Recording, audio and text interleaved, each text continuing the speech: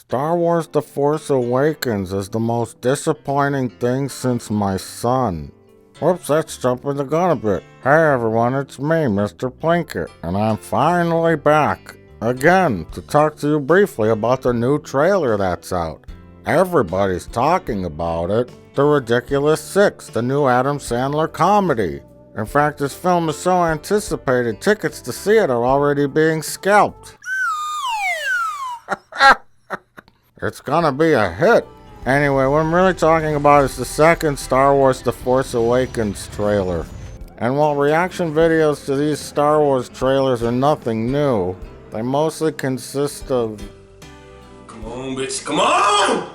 And... Oh shit, it's Luke talking! Ah! And a lot of yelling and screaming by loudmouth idiots.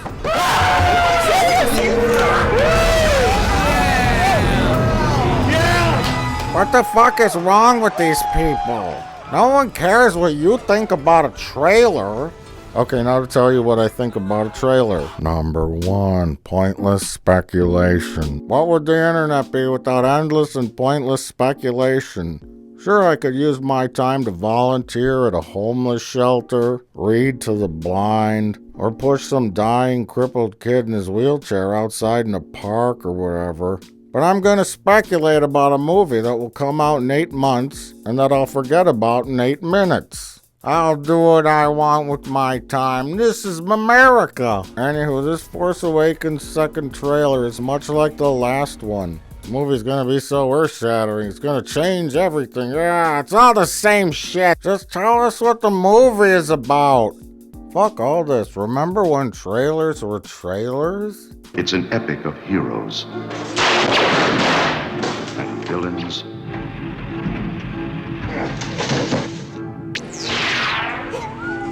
Star Wars, 1 billion years in the making, and it's coming to your galaxy this summer. Get a life!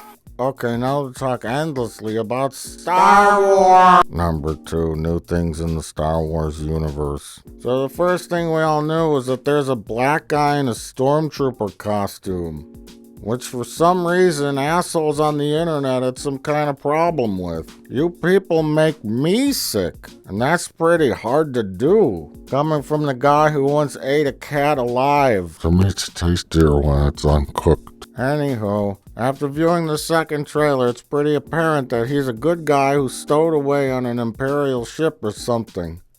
I'm gonna guess he's the guy flying the TIE fighter shooting lasers at the bad guys. So what? There's a black guy in a white stormtrooper uniform. Big deal. I'm not gonna be upset when we find out that the guy in this uniform is Louis C.K. You don't get more whiter than him. I have a feeling that this new Star Wars film will be different from your grandpa's Star Wars. It'll have a black guy that doesn't sell out his friends, a girl Jedi who I assume is going to be Leia or Luke's daughter, and a Mexican that we can finally understand.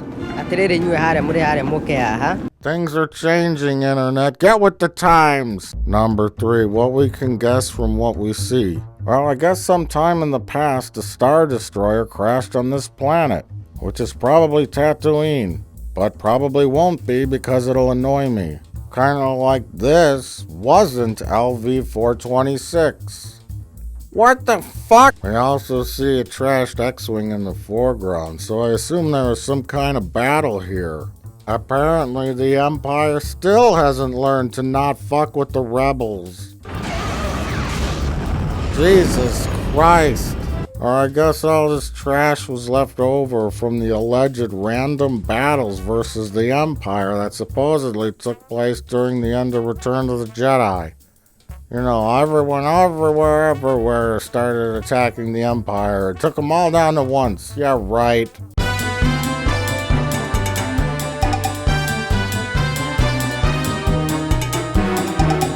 And I guess even though 90 years ago cartoon aliens could clone people, Luke still can't get a hand.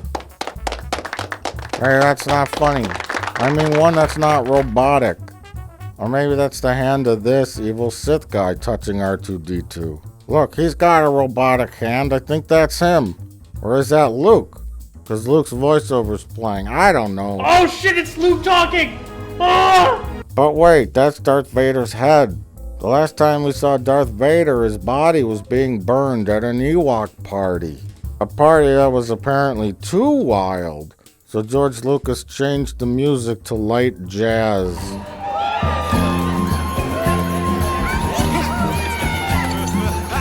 Thanks, George Lucas. You keep ruining everything. George Lucas is so bad, he even ruined World War II for blacks. Tuskegee Airmen, I'm so sorry. What was I talking about? Star Wars? Oh yeah. Anywho, now they show us that someone apparently saved or grave robbed Vader's head. Then there's this weird drawing of like a Sith Lord holding his head up. What is this, Hamlet? It's like poetry, it rhymes. Again, it's like poetry, so if they rhyme. And by the way, internet, no, this does not look like me. I'm much more ugly. So why is Vader's head there? Did some asshole producer at Disney say we need to get Darth Vader back in this shit? Are they gonna dig up those Globoobians and clone him from his burnt out skull DNA? My guess is yes. That's exactly what's gonna happen, cause it's stupid. The resurrection of Darth Vader, though, would mean big box office bucks in 2017 or 2019 or 2022 or 2026 or 2028. Take that, Marvel! Speaking of digging up corpses, Harrison Ford, Carrie Fisher, and Mark Hamill are back. Of course. Now, in my opinion, the only one that should have come back was Luke. Leia and Han's stories have already been told. Just look at how useful they were in Jedi. When he comes back, I won't get in the way. And at 40 years old, Leia still hadn't realized she had the fucking Force in her. Mark Hamill is now pretty old in real life, so him being an old Luke Obi-Wan type is perfect. It brings things full circle. Again, it's like poetry, so if they rhyme. But Han Solo? What is he gonna do? Him and Chewie are the two characters from the original films that we do see in this new trailer. Apparently they find the Millennium Falcon after some time. You know, like being apart from it or losing it or something. Chewie, we're home. Here's my problem. It's only been a notion that Han and Chewie were best friends since Jedi, really. In Episode 4, A New Hope, Han kept Chewie around because he was large, intimidating, and violent. Han regarded the Millennium Falcon more so as an expensive sports car than a home. It was a means to an end. Fast ship. You've never heard of the Millennium Falcon? He boasted about how fast it was and how he could smuggle illegal shit in it really well. It was something he won in a bet and he valued monetarily. Your ship? Hey, remember, you lost her to me fair and square. Only in Jedi was he concerned with its safety as his best friend. Yeah, I just got a funny feeling, like I'm not gonna see her again. Because that movie was made for 5-year-olds. If they go too wimpy and sappy with Solo, it'll suck. Kind of like when they brought Leonard Nimoy back in Star Trek. It sucked. You alone must take command of your ship. How? Over your dead body? He's dead, Jim.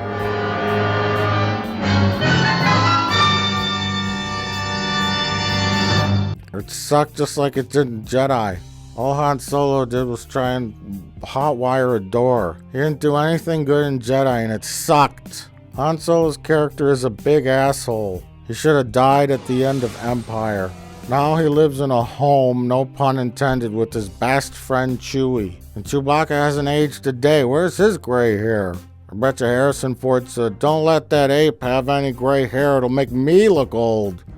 Hey, give it up, Grandpa. You're 80. The first thing that happened on the set is you broke your hip. Quit trying to be cool. If they play Harrison Ford as trying to be the young Han Solo, it'll turn out just like you-know-what. Part-time. Number 4. I can't wait for the new Star Wars movie. As a guy who said JJ Abrams would be the perfect person to direct modern Star Wars films, I still stand by that. He makes amazing, fun, well-paced, exciting sci-fi action films, and is much more suited to doing Star Wars than he is to doing Star Trek. I have a secret fear, though, that his films will be too good. That kids today, with their fast-paced ADD movies and explosions, will look back at the original trilogy as outdated, quaint, or at the very worst, boring.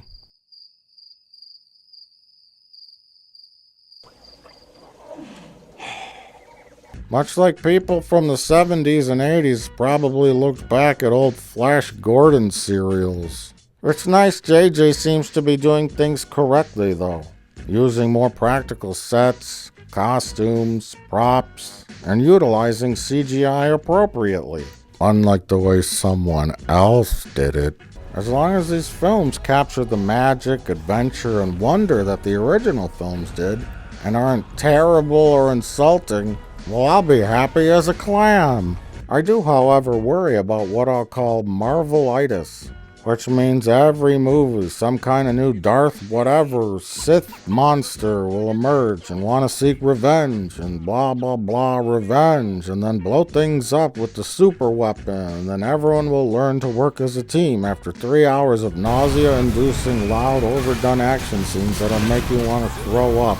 JJ's 2 Star Trek movies, while fun and exciting, were all about revenge, explosions, action scenes, planet-destroying doomsday devices, and learning to work together as a team, or learning that we're all a family. Oh, I really hope he doesn't go that schmaltzy route with Star Wars.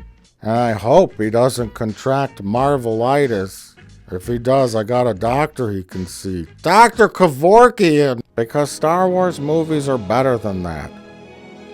They're about much more than pointless action sequences that don't progress the plot at all. Learning to work together as a team, pandering to kids, or planet-destroying doomsday devices. Oh no, I have to go now.